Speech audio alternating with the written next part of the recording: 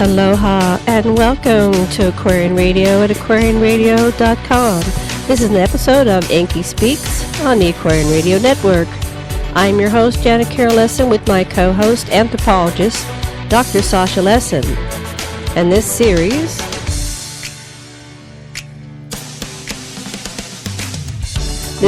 is called The Anunnaki and Us, 30 Chapters of Our History, 4.5 billion years ago to 311 BCE.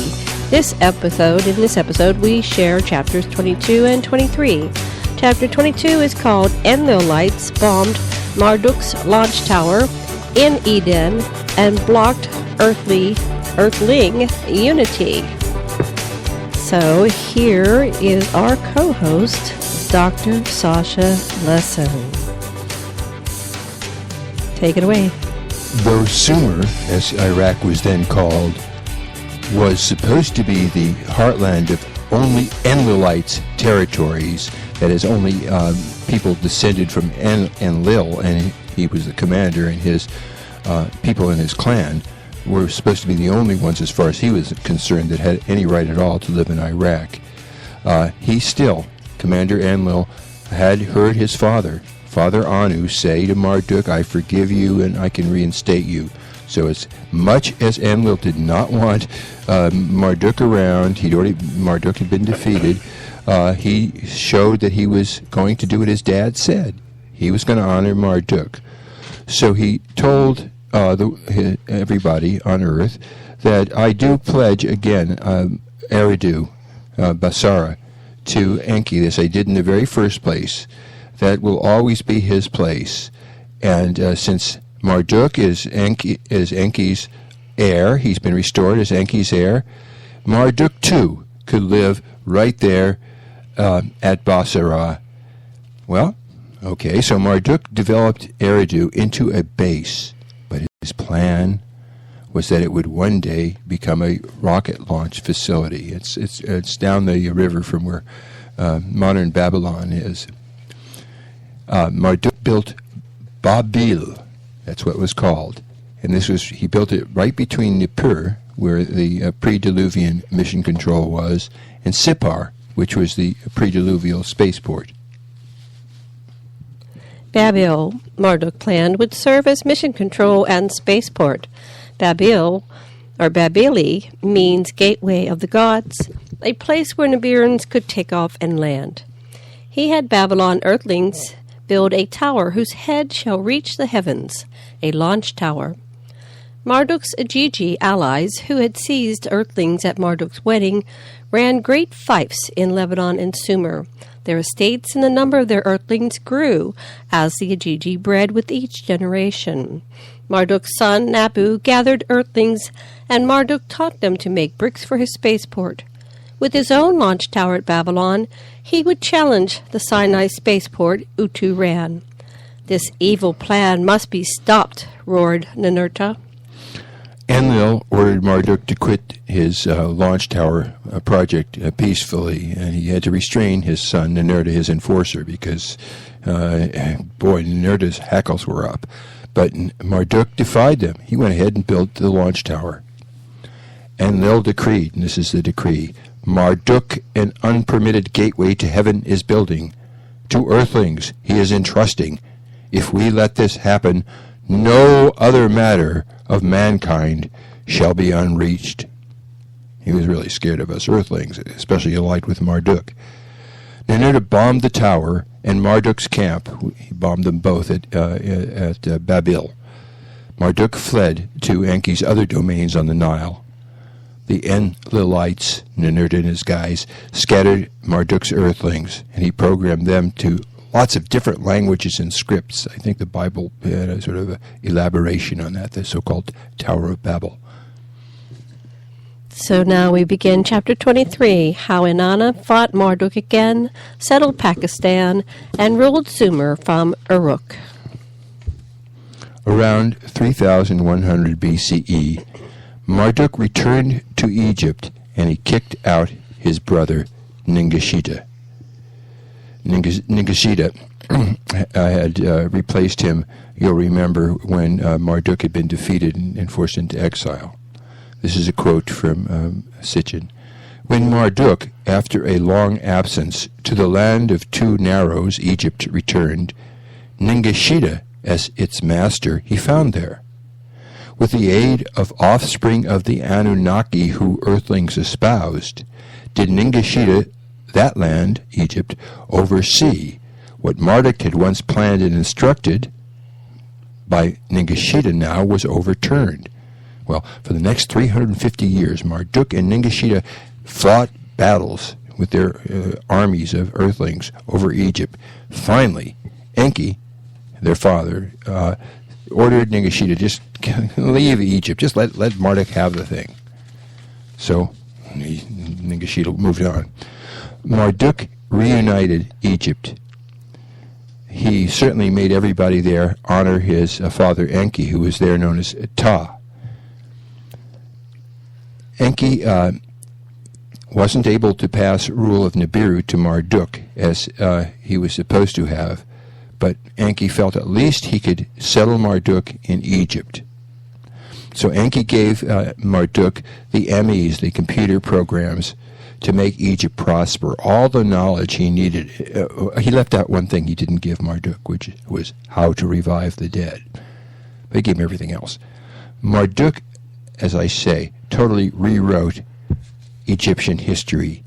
He now called Ningishita the divine measurer, when in reality Ningishita had built the Great Pyramid. Well, the pharaohs yearned to live forever, and Marduk said, well, if they proved loyal, he would mummify them and rocket them to Nibiru, and there they would share eternity with the Nibirans. Well, thus tempted, of course, the pharaohs fought to unite Egypt. They fought Inanna, they fought the Enlilites. They were becoming a huge power. Well, Ningishita had moved on to Peru to help Adad up on top of the Andes, and he designed a spaceport and tin and gold processing plants there, and you'll see how that fits into the story as we move along. So Marduk was the one that promised them that eternal life and started this whole mummy process. Well, no, actually, Inanna, he got the idea from Inanna. Oh. After Dumuzi's body had been fished out of the water by Gibel, and she took it back, she mummified it, and all the earthlings were just, what the heck is happening here? And she said, I'm preserving his body to send back to Nibiru, and he can be revived there, and then we can be together again. Well, at the time that even Sitchin reports this story, he's making it like, that's like a lie Inanna is telling, or that the thing that Marduk's saying about rocketing pharaohs back to Nibiru, is an untruth too. However, from my perspective as a revisionary anthropologist, it is every bit possible that they had the technology to do exactly what Inanna and Marduk said, which is to revive the dead or clone them. So there's hope for cryogenics, modern cryogenics, that some future generation may be able to revive us if we decide to opt into the cryogenic program as human beings. Well, you could get your electromagnetic imprint of who you are and stored in some kind of digital form or the equivalent thereof, and then put into another body. The thing is, if it's in another time and place, it automatically has different environment, and so since everything has a combination of environment and heredity both, I wonder if it'd be the same you that came out the other end. I wonder if it's the same you that comes out at the other end when you wake up every day. There's a point. Back to the story. Ningishita moved on to his realms in Mesoamerica, and brought some of his Olmec stonemasons and Sumerian foremen from there to build the Stonehenge Observatory in England. After he finished Stonehenge, he returned to Mesoamerica. He built planetariums throughout Mexico and Central America and gave Mayans their calendar to correlate with lines of sight built into the observatories that he had built for them. Ningishita and his men helped Adad design observatories and smelting factories at Tiahuanaco atop the Andes. Inanna ruled Harappa and Mohenjo-Daro. in the Indus Valley, Uruk in Sumer, and Virgo in the heavens.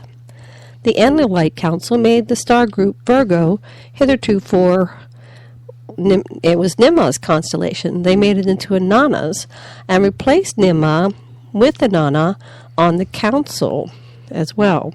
The council also named the star group the Twins after Anana and her twin brother Utu. In the eastern lands, beyond even 7 mountain ranges, was the third region, Zamush, land of 60 precious stones, was its highland called. Arata, or Harappa, the wooded realm, was in the valley of a meandering great river, which is the Indus, and that's where it was located. In the Great Plain did the people cultivate crops of grains and horned cattle, herds. There, too, twin cities with mud bricks they built, with granaries they were filled. Anana appointed an earthling shepherd chief, who was descended from Dumuzi, as king of Arata. Ijiji followed Anana to the Indus Valley, and Anana roamed the lands and took a liking to the people who in the upper plain of the 2 rivers dwelt. They were the Ijiji, who had descended to earth from heaven from Lamu, which is also known as Mars. The Ijiji Aryans moved east, following Anana, and there they called her Ishtar, to the Indus Valley, which was Arata, and laid the foundation for the Indo-European culture. Enlil, the commander, ordered Enki to craft a new language and script for Arata, and so Enki wrote the language. But he refused the computer programs, the MEs, for Arata, because he didn't want to make Inanna into a world power. He said she could share with Arata the MEs she'd already gotten from him when she seduced him, that she was using in Uruk. Well, so Inanna shuttled in her skyship, the one that between Arata and Uruk. But, quotes, what to Inanna was entrusted, she neglected. Other domains not to her granted, in her heart she coveted. By Inanna was the bitter end started, Marduk and Ra with destiny tangled. Her second ruler to Uruk, and Mirkar, who was Utu's grandson with an earthling, sent an emissary to the king of Arata with a message, and the message was written in the Aratan script. In the message, Inanna's king Enmerkar demanded that Arata swear fealty to Uruk. But the Aratan king said, well, I can't read this Sumerian writing. I don't know what it says. Okay. So after 10 years, no reply from the king of Arata, and Merkar, sent from Uruk, asked Utu if he would send Nisaba, the scribe of the astronauts, and teach him the script of Arata. And so that happened. And so Emekar then sent his son, known as Banda the Short, to Arata with the message written in Aratan. And what did it say? It said, submit or war.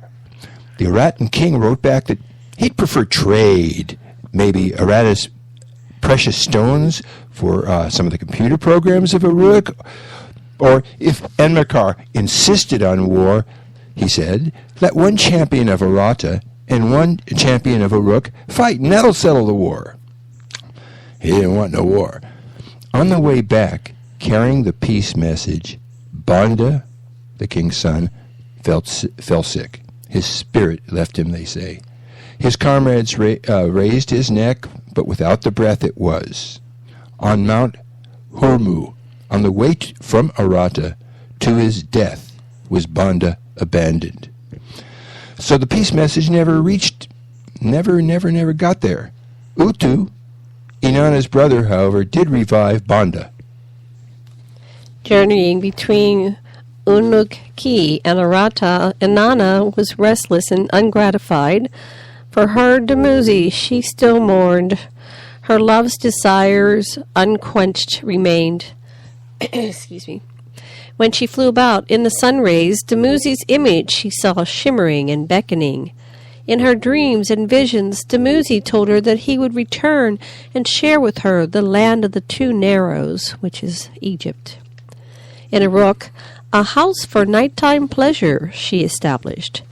To this young heroes, on the night of their weddings, with sweet words she lured, and long life, a blissful future to them, she promised them. That they were her lovers she was imagining. But each one in the morning was found dead in her bed. Utu revived Banda, who returned to Uruk, and Anana saw Banda as Dumuzi. "A miracle!" excited Anana shouted. "My beloved Dumuzi to me came back." In her abode Banda was bathed. "Dumuzi, my beloved," she called him. To her bed with flowers bedecked she lured him. When in the morning Banda was alive, Anana shouted, "The power of dying in my hands was placed. Immortality by me is granted." Then to call herself a goddess, Anana decided. The power of immortality it implied. Banda succeeded his father, Enmerkur, as king of Uruk. Banda married Ninsun, Enki's daughter, with Nimma, who bore Gilgamesh. Gilgamesh oppressed the people of his city. He insisted on sex with brides before their grooms could couple with them. Enki created Enkidu, an android, to tame Gilgamesh, and sent the tantric practitioner Shamhat to tame him. Gilgamesh and Enkidu fought. Then they bonded as best friends. Gilgamesh went with Enkidu to the rocket pad at Baalbek to plead with the gods for a rocket to Nibiru for immortality he thought that they had enjoyed. In Lebanon, near Inanna's home, Gilgamesh and Enkidu tracked Enlil's security robot to the launch pad. As they watched a rocket launch, Anana from her plane saw them smash Enlil's robot. Quote, "At the entrance to the cedar forest, its fire-belching monster their way blocked to pieces. They broke." Watching Gilgamesh take off his clothes, bathe, and groom himself, glorious Ishtar, also known as Anana, raised an eye at the beauty of Gilgamesh. She said, "Come, Gilgamesh, be thou my lover. Grant me the fruit of thy love." But he declined and insulted her. She, enraged, demanded Anu release the guard bull at the launch pad. Anu complied. The bull charged Gilgamesh and Enkidu, but Gilgamesh stabbed it while Enkidu held it. When Enkidu later died of illness Enlil inflicted on him for destroying his robot, Gilgamesh grieved his friend. Then Gilgamesh went to the spaceport in Sinai for a plan to let him live forever. In a tunnel in Sinai, Gilgamesh met Enki's son, Ziasutra. Ziasutra was still alive after all these centuries. Quotes, "Ziasutra to Gilgamesh, the secret of long living, he revealed. A plant in the garden's well was growing. Ziasutra and his spouse from getting old it prevented. So Enki, with Enlil's permission, said Ziasutra had given him the right to give this plant to Gilgamesh also. However, when Gilgamesh got the plant, a snake snatched it from him, so the story goes, a snake. As a last resort, he didn't get the substance that can keep him alive. He begged Commander Enlil, please grant me immortality. Gilgamesh went with Enkidu to the rocket pad at Baalbek to plead for the gods that they could ride a rocket to Nibiru, for they thought if he got there, he could get immortality. In Lebanon, near Inanna's home, Gilgamesh and Enkidu tracked the security robot to the launch pad itself. Anyway, on Gilgamesh's deathbed, Utu told him, "No, Enlil will not grant you eternal life that you requested." Gilgamesh evidently was consoled by promises to retain in another world the company of his beloved wife, son, concubine, musicians, entertainers, cupbearers, valet, caretakers, and palace attendants who served him. Undertakers brought his body to the royal cemetery at Ur. They drugged his friends and attendants in the burial chamber, then they killed them. This accompanied burial gave an extraordinary privilege to Gilgamesh, for after all, he was two-thirds divine, as they called themselves. And so this having everybody killed with him was a compensation, because he didn't get immortality with the gods. Well, the next we get to what happens back between Inanna and Marduk. Anana and Sargon extended their power. The Andalite leaders wanted a hybrid demigod, a war king, to unify the first region fiefs and block Marduk's threat to their squabbling temple cities. To Anana of Marduk the adversary, the task of the right man to find they entrusted. Anana chose her gardener, Sargon, as the Akkadian warrior king to lead her armies in Sumer. Nanar had fathered both Sargon and Anana. Sargon rose from gardener to king when he raped her, and she liked it. Enlil ratified Sargon, who had Andalite genes, as Sumer's king. Sargon began his rise when he saw Anana snooze in his garden. He bent over her perfect face, and lightly, then as she half awakened responded, kissed her savagely. He entered her as she opened her eyes, and her eyes shone with pleasure. The way Sargon empowered and inserted himself, as well as his sexual prowess, excited Inanna. She declared him her lover and the general of her armies. Anana and Sargon conquered all of Sumer. They built their capital, Agade, in Akkad, near Babylon. They subdued all Sumer except Lagash, her uncle Ninurta's fief. She led Sargon's army through Loristan in the Zagros Mountains. With the army and her mass-killing weapons, she and Sargon united Sumer. They spread spoken and written on clay Akkadian all over Sumer and spawned the Semitic languages, including Hebrew and Arabic. While Marduk built an army in Egypt, Sargon invaded Marduk's empty stronghold in Babylon.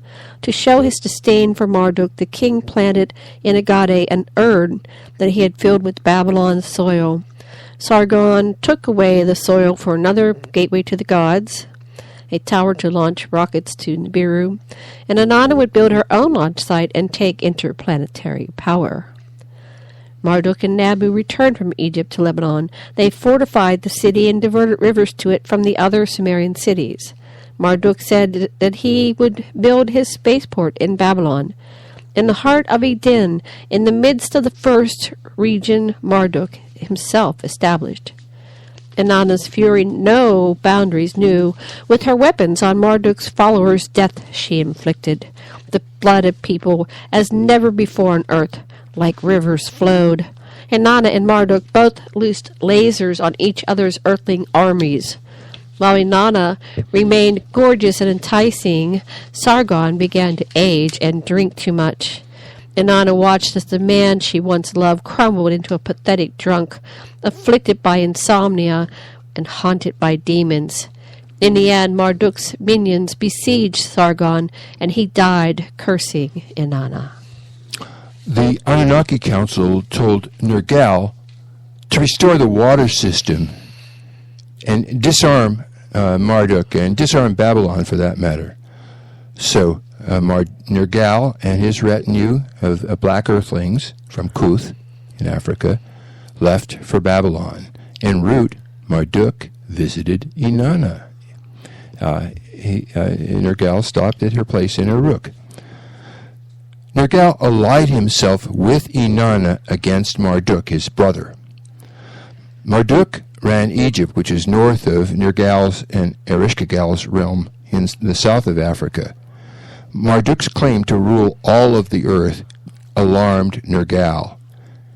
He asked Inanna to help him contain Marduk. So Nergal and Inanna coupled. That's how they sealed their alliance. And together they planned to conquer the entire earth. Then Nergal left Inanna in black. There, greeted defeated them. Nergal promised Marduk that if he'd leave Babylon for South Africa, he would get all kinds of weapons and computers, including the quotes, the instrument for giving orders, the oracle of the gods, the holy scepter, which is the sign of kingship and contributes to lordship, and the holy radiating stone, which disintegrates all. It sounds like quite a prize that had been hidden in South Africa since the flood. Marduk said, look, if I leave to Babylon, these waterworks for all of Sumer have to be left alone. Don't mess with them, because if the waterworks engineering that I have created for this area fails, everybody's going to flood and crops are going to dry up. There'll be cholera and all kinds of things. So Marduk said, don't worry about it, brother, I'll take care of it. And all I'm going to do is install some ceremonial bulls at the gate of Babylon. But I'll certainly won't even touch the waterworks. And so Marduk was reassured by his brother, his younger brother, and so Marduk left to get the weapons and programs he wanted in South Africa. Well, when Marduk left Babylon to go to South Africa, Nergal broke into the control room where he promised not to go into, and he destroyed the watering system. He went in this rage, and he broke everything. He grabbed the radiation source, not in a way that hurt him, but he destroyed the radiation source, the power source that ran all the water system for Sumer. The fields and canals dried up. Parts of Sumer were flooded. When Enki heard that what his son had done, he ordered Nergal back to Africa. Well, Nergal went back to Africa, but he left his men in Elam, right near Babylon. Then Nergal with Anana with Nergal's men behind him. She had this power now. She had soldiers there. Quotes, to defy the authority of Anu and Enlil, to abrogate their rules and regulations, Anana declared herself Queen Supreme. And that's all for chapter 23. Do you have anything you want to add, sweetheart, to... the behavior of Nergal is extremely instructive. He goes into a rage, and he doesn't care about anybody else. He breaks things. It ruins things for not just for himself, but for everybody. He repeatedly does this tremendous infantile explosions. His wife became that, Erishka Galilee, because he was going to murder her, and so she said, no, let's do something better. And so Marduk was it looks at this point, anthropologist Hardy says, he was trying to be part of the gang. He was trying to give to all of Sumer, because this Sumer was Enlil's area. He was trying to give them a rational water system, because Enki had trained him in engineering, and he really gave them something quite beautiful. And the other gods didn't really say anything about the fact that Nergal desecrated all of Marduk's temples, but he messed up their water system, and their places were drying up or flooding. So it seems like the gods are kind of like brats. And they just absolute power corrupts, and they're corrupt. They're these corrupt. people, but not but there are empathetic things. But basically, they've crushed the feminine within themselves. Right, individually, and it comes out perverse. All right, well, that's a good point. So that's all for chapter 23, and our next episode is 24. I'm not sure what it's about, but we'll find out together. And it's about the rise of Inanna. The rise of Inanna, yes. She's a power. And let me see. We have 3 books. Anunnaki Gods No More, Anunnaki Legacy of the Gods, and and Dance of the Souls, Pierce the Veil. And the books are by Janet Kira Lesson and Dr. Sasha Lesson. They're available on Amazon.com and on our websites. Our websites are enkispeaks.com, ENKISPEAKS.com. Let's see what else. We have Nimma.com. Nimma is the Mother of Humanity, NINMAH.com. And we also have, we have Extraterrestrial Contact. Extraterrestrialcontact.com. And we have aquarianradio.com. So do look at our websites. And if you want to write to us, we'd love to hear from you at aquarianradio@gmail.com. aquarianradio@gmail.com. So I think that's it for today. Much love and blessings and aloha from Janet Care Lesson and Dr. Sasha Lesson. Namaste. broadcasting live from Maui, Hawaii.